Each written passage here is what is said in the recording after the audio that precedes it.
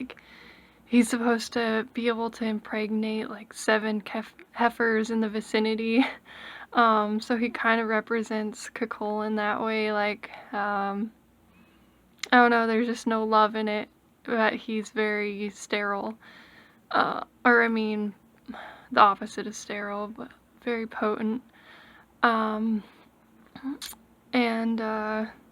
anyway, that's why Queen Meb and the others think that the bull is so important, because of all the offspring he can produce.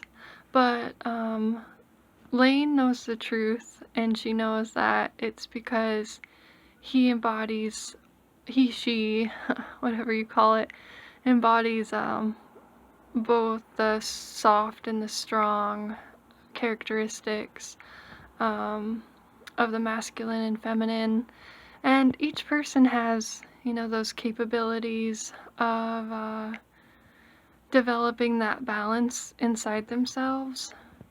So Lane wouldn't have known anything about Donn Cúailnge if she hadn't done the foretell, if she hadn't gone to the pre-Rome and helped Romulus and Remus in her foretell. So Lane, it kind of represents her life in a lot of ways. Like, she's introduced into this strange world as a sheep, where she has to figure out what's going on.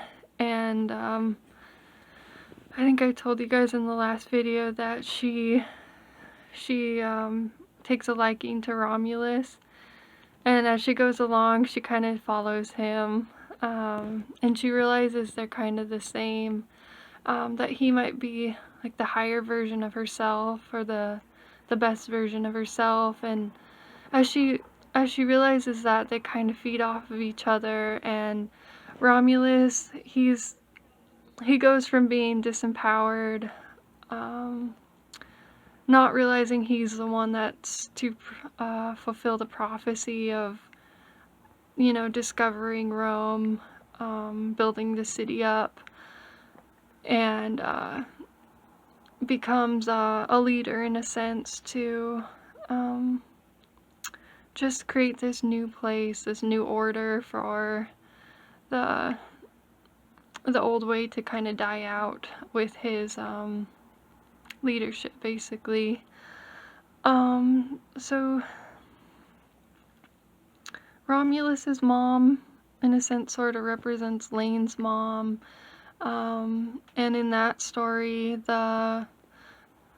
Jerry, the one who visited Lane from England before she turned into a sheep, he's in that world as Romulus's dad, but he dies just like Lane's dad dies. And Lane just sort of comes across him, and he's hanging from a tree, and she doesn't really know why or exactly how he dies. Just like her real father, she doesn't really know exactly. She suspects her mom didn't really reveal the real story behind it, so she just kind of comes across him.